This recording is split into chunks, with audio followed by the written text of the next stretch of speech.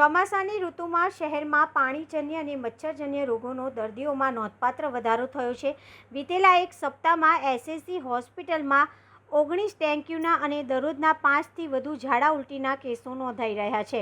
Smart city વડોદરામાં લોકો બેવડી ઋતુનો અનુભવ કરી રહ્યા છે, જેના ખાસ કરીને ચોમાસાની ઋતુમાં શહેરમાં પાણીજન્ય અને મચ્છરજન્ય રોગોના કેસો નોંધાઈ રહ્યા છે। ત્યારે મધ્ય ગુજરાતની સૌથી મોટી કહેવાતી વડોદરાની એસએસજી હોસ્પિટલમાં દરરોજના ઓપીડીમાં 1800થી 2000 દર્દીઓ સારવાર લેવા માટે આવી રહ્યા છે।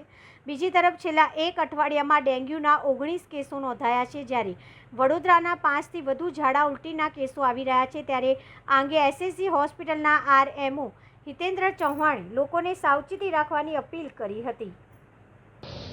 ચોમાસાની ઋતુમાં આ ટાઈપના રોગચાળો થોડો ફેલાતો જ હોય છે।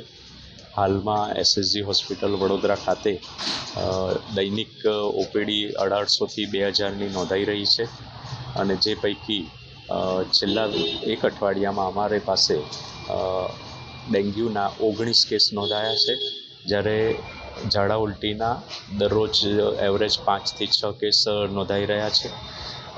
હાલમાં રોગચાળાની પરિસ્થિતિ એટલી ગંભીર નથી, પણ દરેકે સાવચેતી લેવાની જરૂર છે।